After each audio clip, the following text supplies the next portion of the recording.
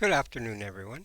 Welcome to WASA Distance Education and NBV3E. I'm just messing around. Oh, there it is right now. I put there, we'll put that up there. Okay, so,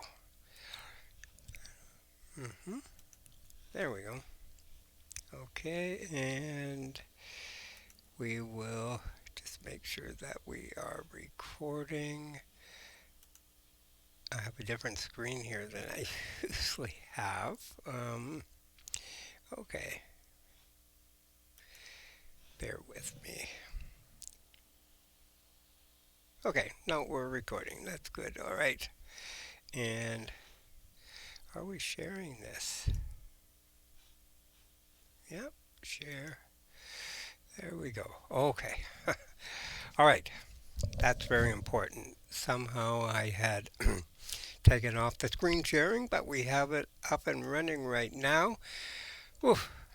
A little confused today. Sorry, folks. Yeah, so uh, we're starting in on lesson 13 today. This is our last week before the Christmas break. So, if you have some assignments, try to get them into me pronto, okay? As quick as possible so I can um, mark them and probably get them back to you before I take my or go on my holidays. Um, if not, well, hang on to them and you can send them in when we get back. Around January 7th, I believe. We'll just take a quick look at this. Okay, so it looks like, yeah, no, not January 7th, but January 6th we come back. Oh, maybe January 6th might be the the holiday. No?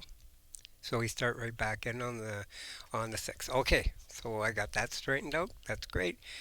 So yes, so we have the remainder of this week happening, and then we will be taking our break until the 6th of January, 2025. Wow, time is just flying. There's so much to discuss today in class because we're going to be looking at governance. Now, we've touched on it a bit in the latter part of last week, um, but I have some more websites and interesting videos to look at today. Um, and first, we'll introduce the whole topic here in our unit. There's not much in here, though, so I do have lots of supplemental material I want to show you because it's really organic. Everything's changing all the time. Uh, and I do have some fairly recent news items here I can share with you that are important.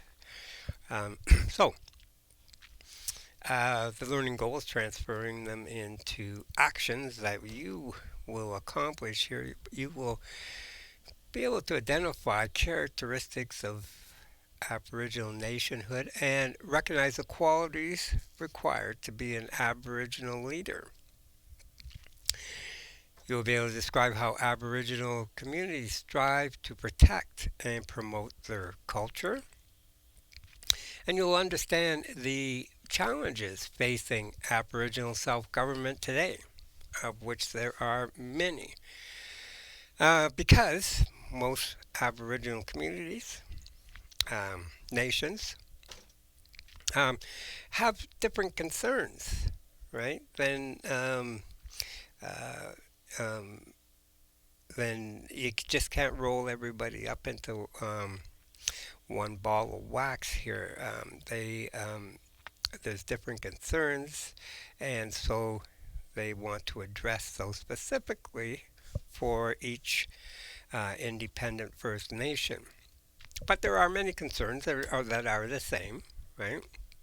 Um, it's a long, lengthy process here, and it involves many different levels of the government, the Supreme Court of Canada, the federal, the provincial governments, the um, um, larger umbrella First Nations, Métis, and Inuit organizations, and then the individual communities or First Nations themselves. So there's a lot of people who are hiring lawyers these days because it's only lawyers who can figure these things out. So let's read what the unit says here on Aboriginal self government on page 14. Aboriginal self governance. There are many important and difficult questions to be answered when considering Aboriginal self governance. Would it mean the end of the Indian Act? Would it include those living off reserve? What about the existing treaties? Aboriginal leaders are working hard to regain self governance to give their people more freedom and independence to establish a better quality of life for themselves. So here is a timeline. The progress towards Aboriginal self-government is entitled. These are just some highlight reels of certain um, uh, agreements that have been made, certain acts that have been written up. In 1984, there was the Cree Naskapi Act of Quebec. The Cree and Naskapi nations reached an agreement with the government that allows for local self-government on federal lands in and around Aboriginal communities. 1986, the Sechelt Indian Band Self-Government Act. The Sechelt Nation of British Columbia obtains ownership and control over their reserve land. So I think Sechelt, that's the Sechelt Peninsula, which is just north of Vancouver, actually. Beautiful area. I remember as a young fellow hitchhiking through there. So yeah, I think you actually have to take the ferry up to it, and but there is, I don't know, maybe they've built a highway since then. In 1999, Nunavut becomes a territory. The new territory of Nunavut is created, and this was big, right? What an upheaval that was from how the government traditionally, or the federal government traditionally treated the Inuit people. Now the Inuit are given title to 350,000 square kilometers of land in the eastern Arctic, and a new form of public government is created. And we have discussed that previously, right? So there's no political parties. That's really fascinating in Nunavut. In the territorial government, right? Uh, and it's built on the same kind of system that traditionally the people used in governance. Um, so um, that's a huge area, huge land claim. 1995, the Inherent Right Policy negotiations between Aboriginal nations and the federal government, and is confirmed government rights will be included in treaty negotiations. 1986, across Canada, 417 Aboriginal nations are negotiating self-government agreements. Right, so this I did touch on this that that's a lot of different um, type different forms of self-government. Like a lot of them would be similar, and a lot of them could be used for models, but not all of it. There needs to be some tweaking because each First Nation is a nation and they have to negotiate their own agreements. And then in 2000, Niskay's final agreement. Okay. Niskay, a nation of British Columbia, enters into an agreement with provincial and federal governments. Why do you think it's complicated to establish self government for all nations in Canada? So that's the support question that we have to kind of muse upon um, as we go through the rest of this lesson. And I kind of touched on that um, there are variances, variables in different land claims and different treaties and what the First Nations want to see as their form of governance, right?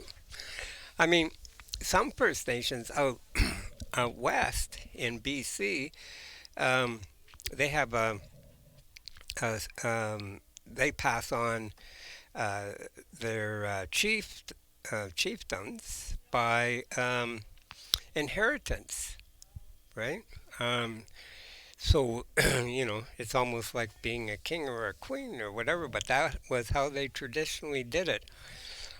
So these things have to be worked out. I mean, is that the way that they want to go towards the future? They have to make internally make those decisions um, because that type of arrangement is so different than what a democracy is used to. I mean, we got rid of and the kings and queens, hundreds and hundreds of years ago. But maybe the people out there like it like that. I don't know. Um, so before we look at the key question here, I do have some uh, videos here I'd like to show you. Let's see. Let me bring them up here. Okay, now there's a ton of land claims going on, but the most recent one is, well, actually, I think first we should look at a few websites here. So this is the Government of Canada websites. And this is their published principles respecting the Government of Canada's relationship with Indigenous peoples. Okay, and so we'll read through part of it anyways. The Government of Canada is committed to achieving reconciliation with Indigenous peoples through a renewed nation to nation, government to government, and Inuit Crown relationship based on recognition of rights, respect, cooperation, and partnership as the foundation for transformative change. Indigenous peoples have a special constitutional relationship with the Crown. That's the federal government.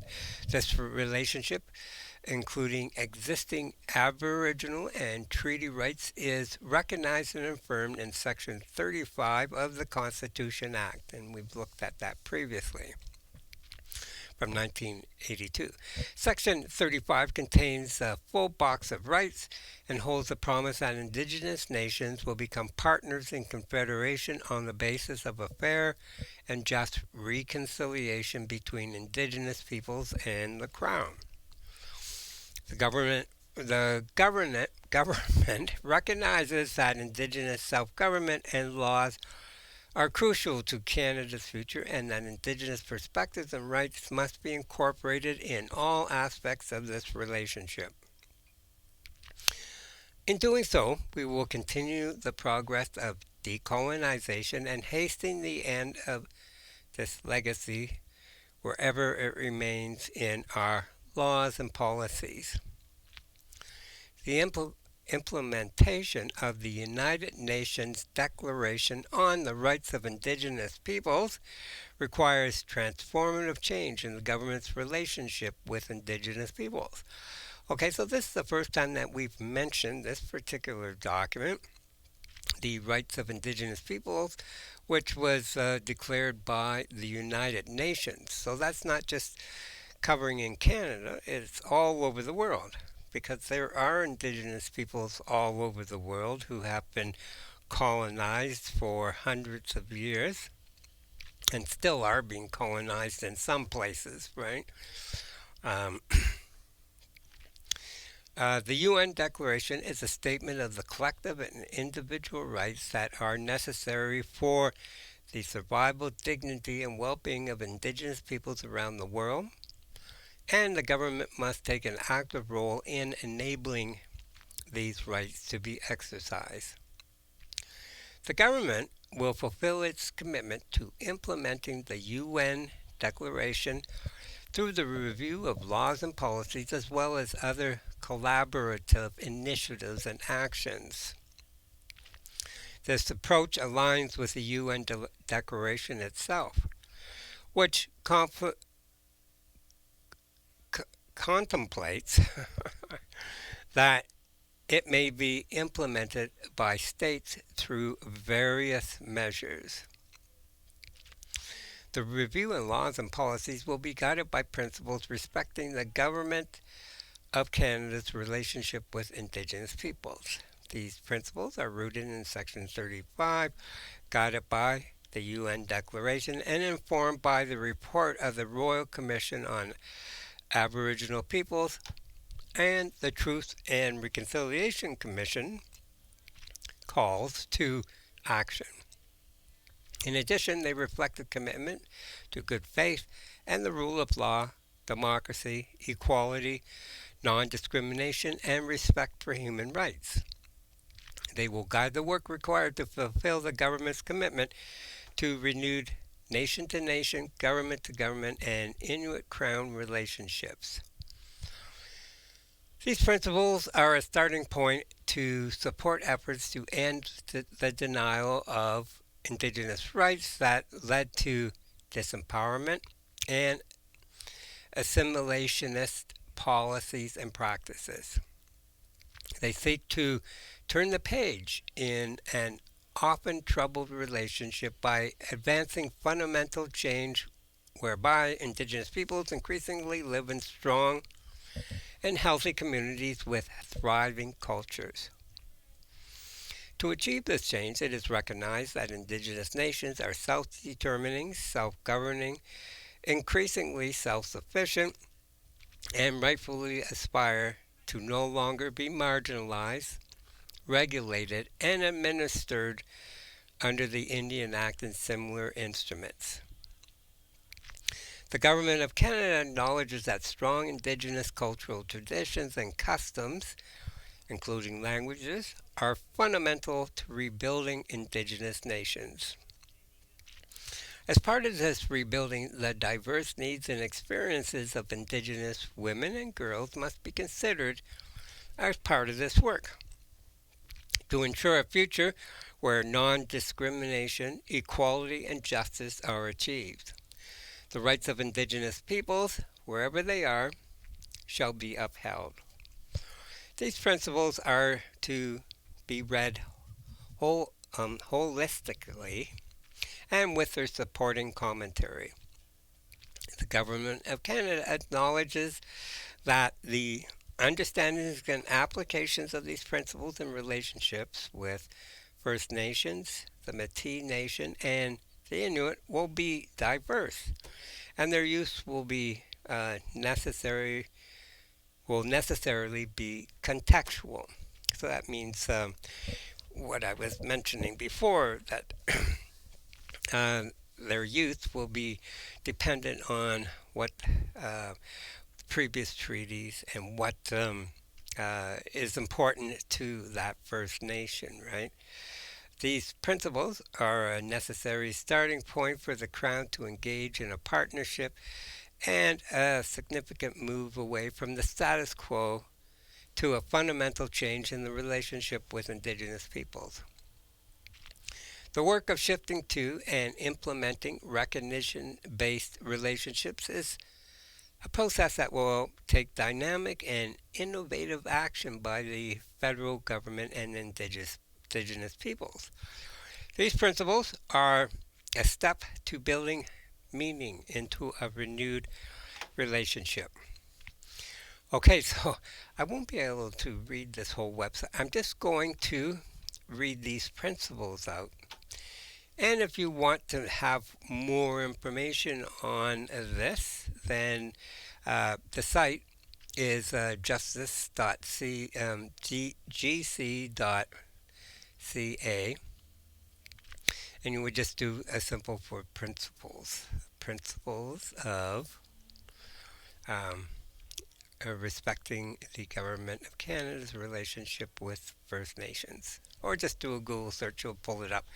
So number one, the government of Canada recognizes that all relationships with Indigenous peoples need to be based on the recognition and implementation of their right to self-determination, including the inherent right of self-government. Number two, the government of Canada recognizes that reconciliation is a fundamental purpose of Section 35 of the Constitution Act of 1982. Number three, the Government of Canada recognizes that the honor of the Crown guides the conduct of the Crown in all of its dealings with Indigenous peoples. Number four, the Government of Canada recognizes that Indigenous self-government is part of Canada's evolving system of cooperative federalism and distinct orders of the government. Number five, the Government of Canada recognizes that treaties, agreements, and other constructive arrangements between Indigenous peoples and the Crown have been and are intended to be acts of reconciliation based on mutual recognition and respect. Okay, six, the Government of Canada recognizes that meaningful engagement with Indigenous peoples aims to secure their free, prior, and informed consent when Canada proposes to take actions which impact them and their rights, including their lands, territories, and resources. And so this is a biggie right now. There are, especially with mining in the north, right, and land claims that haven't really been totally established. And so there's these arguments that have come up between First Nations and miners and the government, trying to sort all this out. Number seven, the Government of Canada recognizes that respecting and implementing rights is essential and that any infringement of Section 35 rights must by law meet a high threshold of justification, which includes Indigenous perspectives and satisfies the Crown's fiduciary obligations. Oh, I don't know what that word means.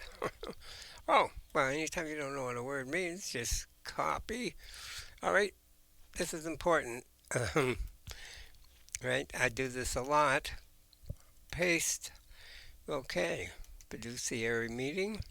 We even know, there, we can tell how it's Fiduciary. Fiduciary, right. Involving trust, especially with regard to the relationship between a trustee and a beneficiary. Okay, that's what that means. Going back to where we were, the Government of Canada recognizes that, the Government of Canada recognizes that reconciliation and self-government require a renewed fiscal relationship developed in collaboration with Indigenous nations that promotes a mutually supportive climate for economic partnership and Resource Development. Number 9, the Government of Canada recognizes that reconciliation is an ongoing process that occurs in the context of evolving Indigenous Crown relationships. And finally, number 10, the Government of Canada recognizes that a distinctions based approach is needed to ensure that the unique rights, interests, and circumstances of the First Nations, the Métis Nation, and Inuit are acknowledged, affirmed, and implemented. Okay, so there is the whole idea of the law laid out, and these things are always contested, though, because the Government of Canada looks at these things from their own colored prism, right? And then, of course, the First Nations believe that how they understand it is um, uh, the way that it should be. So, anyways, I found in my searching here, I found a great little PDF. If anybody wants the link to this, it's put out by the Center for First Nations Governance. Okay, so it's quite a large PDF, and I'm not going to go through it actually. But if you want more information on different time eras in the Canadian relationship between First Nations and the government, it's got everything right here. Okay, so uh, there's a section here on from European contact to peace and friendship treaties before 17, from contact to 1700. Um, Early treaty relations to 1763. So that'd be 1700 to 1763. The French and Indian War and the Royal Proclamation of 1763. The Royal Proclamation, we discussed that earlier. That's 1763 to Confederation. And then from Confederation to 1927, where they started making all those horrible amendments to the Indian Act. And then 1927 to the 1969 White Paper. From the White Paper to the Constitution Act. From the Constitution Act in '82 to the Charlottetown Accord in 1992. From the Charlottetown Accord to the present. And then the duty, there's a section there on the duty to consult and accommodate. Let's see that. I'm just skimming right to the back here.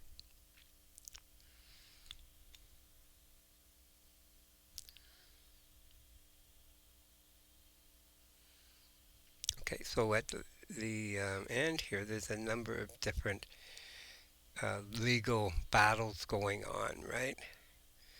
Okay, the duty to consult and accommodate. So I'll just read the bolded sections here. While Aboriginal claims are unresolved, the honour of the Crown entails a duty to consult and, if necessary, accommodate the interests of the Aboriginal people before authorizing action that could diminish the value of the land or resources that they claim. And this accompanies this section on the Haida Nation versus BC in 2004. Because the province was aware of the Haida claim at the time of issuing the license, it was under a duty to consult with the Haida before issuing a license. Okay, so they attempted to issue a license. to Weyerhaeuser. So that's a logging company. Um, so they were going to let them cut trees, but um, it was found that the Crown was in breach of Section 35 and the license was nullified. Right? So this would have taken a legal court battle proceeding to work this out. And so the courts, the Supreme Court of Canada, held that um, Section 35 obliged the Crown to consult with the Haida people and, if necessary, accommodate their concerns. Okay, which obviously they didn't. But you can read more about that. It's very interesting and fascinating. Uh, what, you know, having a look at how they figure these things out legally.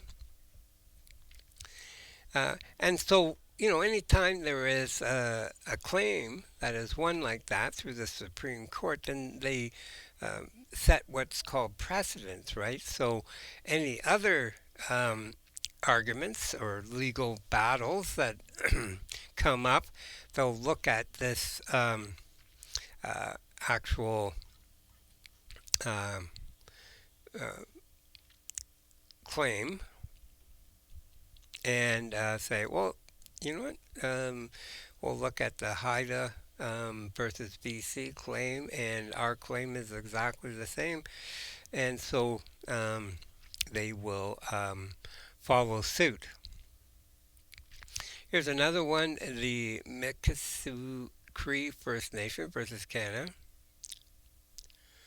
The proposed road involved an exercise of the Crown's right to take up land under this clause in the treaty, but was taking up land under the treaty subject to a constitutional duty of consultation,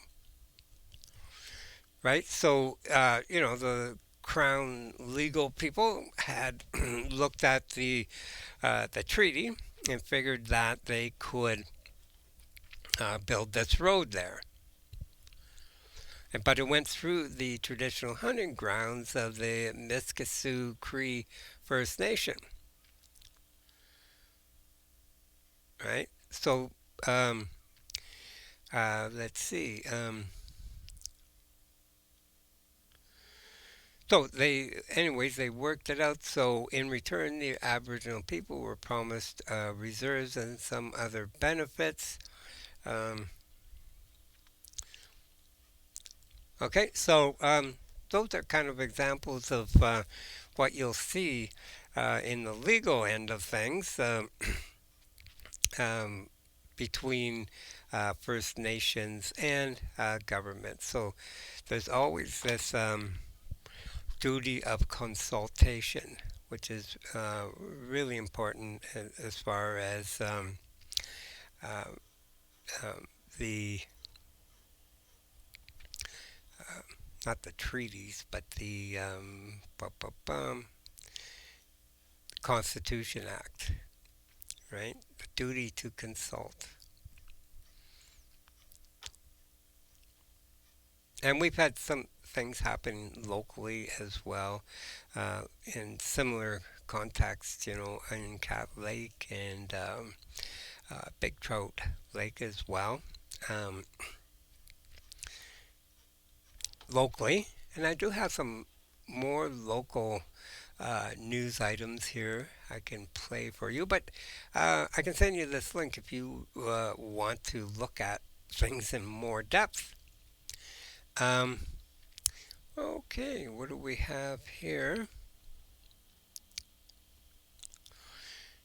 Now, I'm going to show you something that just come up recently here in the news. The Manitoba Métis Federation and Canada signed first of its kind self-government treaty. Okay, so let's watch this video about the Manitoba Métis.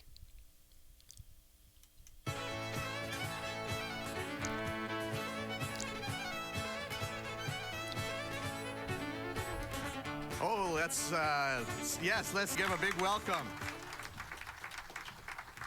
As we witness the historic signing of the Red River Métis Self-Government Recognition and Implementation Treaty, Manitobans affirm their respect for the spirit and intent of the treaties and treaty making. I want to thank the Manitoba Métis Federation for your perseverance, your hard work, your drive, your energy over generations to keep fighting for the rights of all Métis. It has often been said that we are all treaty people, and from today on, there can be no doubt that that includes the Red River Métis.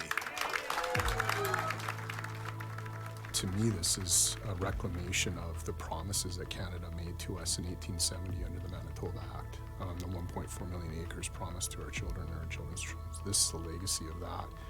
And so to see that our kids have that, see that my sons will have that, and my grandchildren and my great-great-grandchildren, that they have this foundation is just, I couldn't be happier. As a great leader, Louis Riel, said, we must cherish our inheritance. We must preserve our nationality for the youth of our future.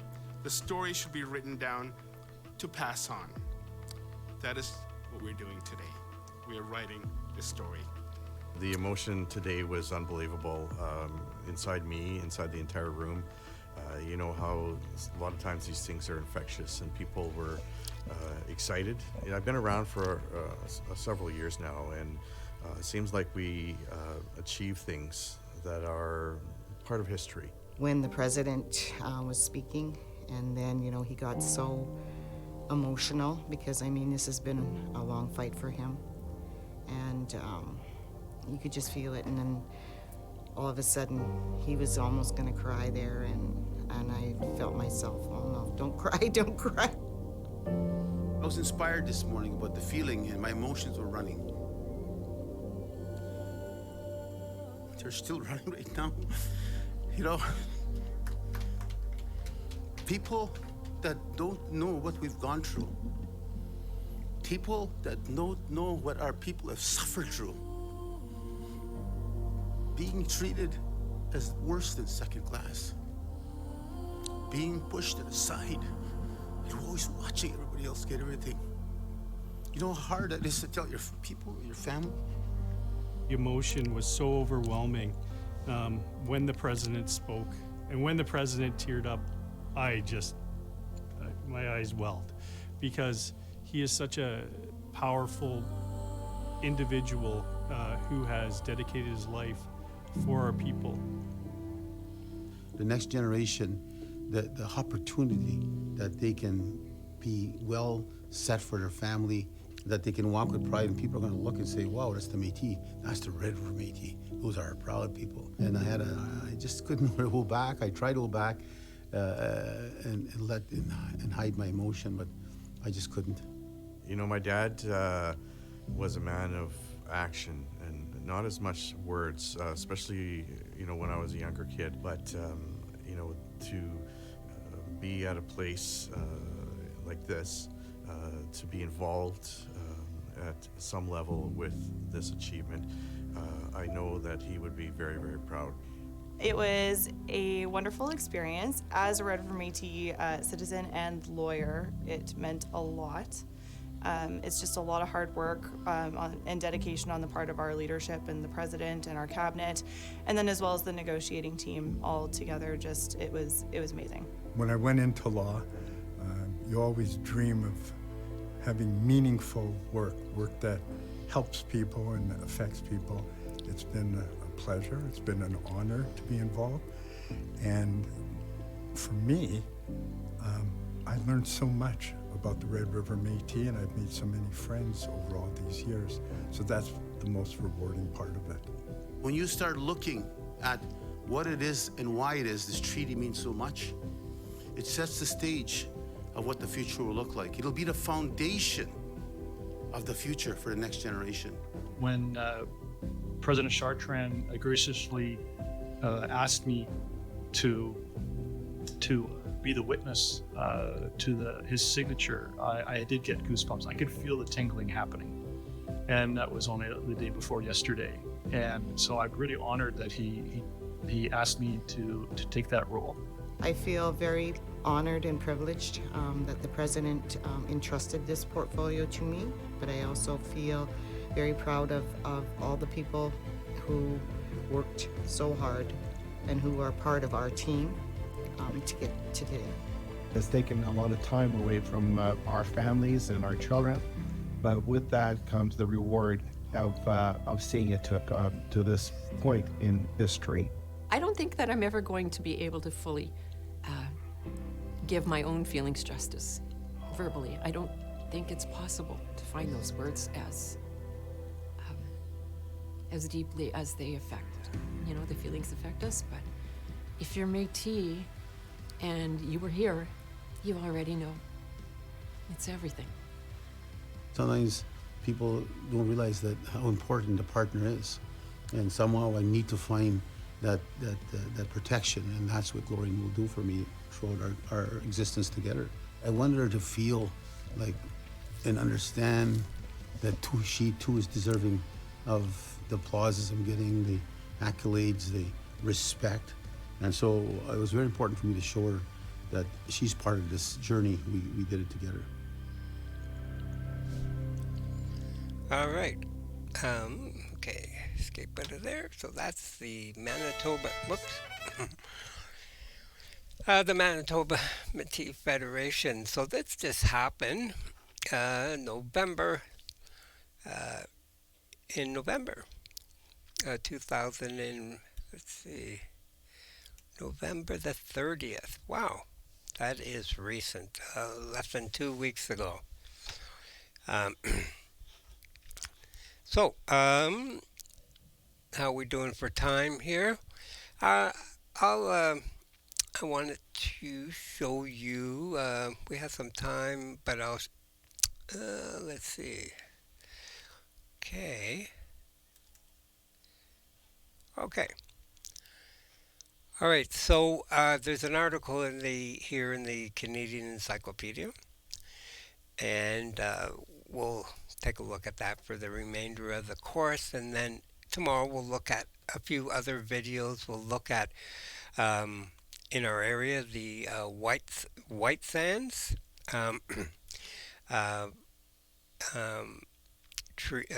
settlement and the Algonquin settlement further east in Ontario, and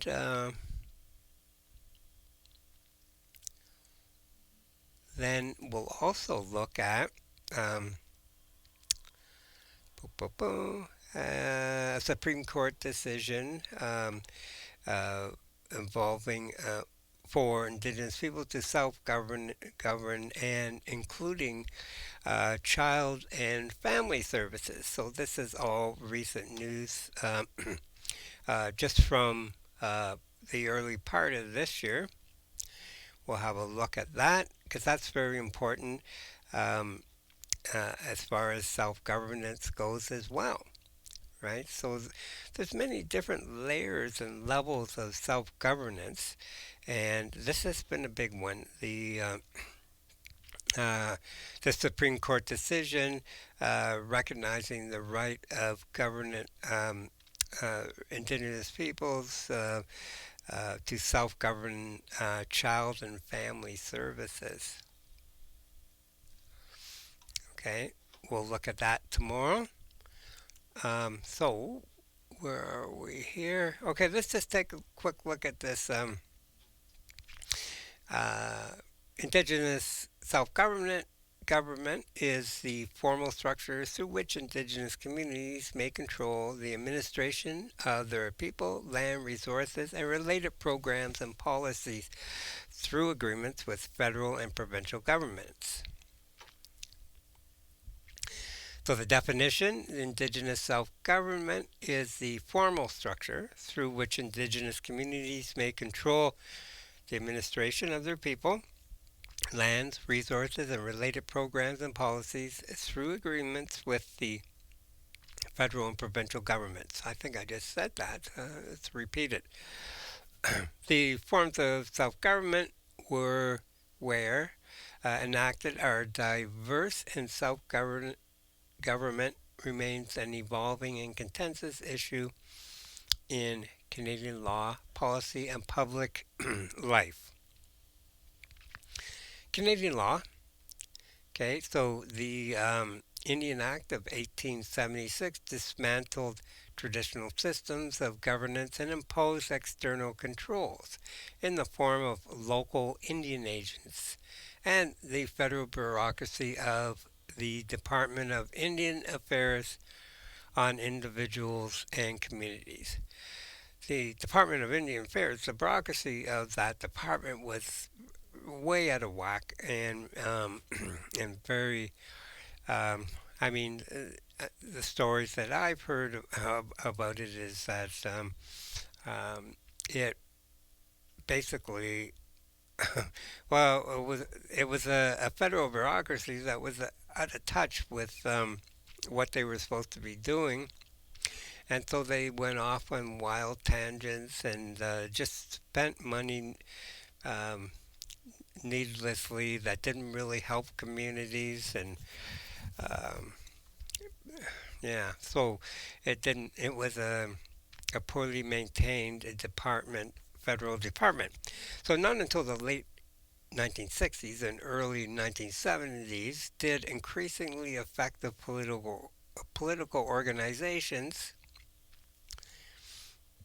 did increasingly effective political organizations and intensifying activism, along with several high profile disputes over development in Canada's north, set Canada on a path towards acknowledging and enabling forms of Indigenous self government.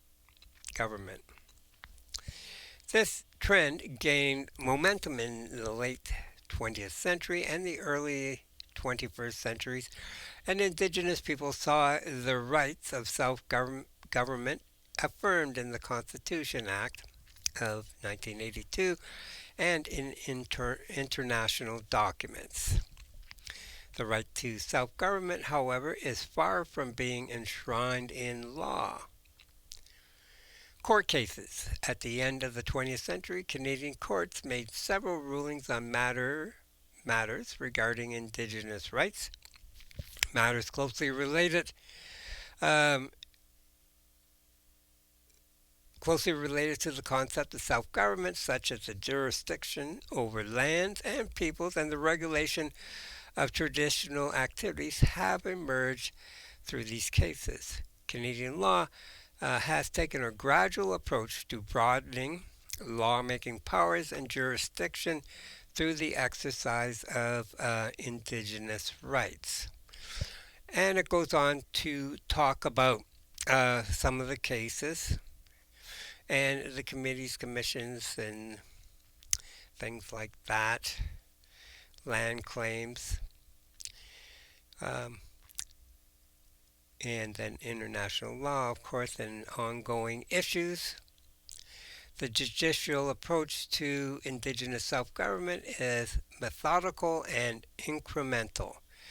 Political negotiations have established some powers of self-government for individual communities of First Nations and Inuit, but have yet to fully address the claims of the Métis, which is not true because it's just happened, and those of other Indigenous peoples who did not reside in Indigenous communities. All political negotiations are under increasing scrutiny by those who either oppose any degree of self-government government for Indigenous peoples, or who argue that constitutional amendments are required to give effect to the self-government agreements. So, there's a lot to do. That's what this your Canadian Encyclopedia article is talking about. So, there is some homework for tonight, even though it's not a key question. That is, why do you think it's complicated to establish self-government for all Aboriginal nations in Canada? And you can write a paragraph on that. And if you join us tomorrow, we can discuss what you wrote and any thoughts that you have. Otherwise, we'll finish up for today. And as I said, we have a few more videos that we can look at. We'll have a look at the key question number 13 on page 15 and 16, and continue on from there. Thanks very much for listening to us, with us today. We saw a couple great videos on governance and some of the issues that First Nations have to deal with politically and legally today and in the future. And we'll be back tomorrow at the same time. Hope you enjoyed the class, and we'll see you then. Bye for now.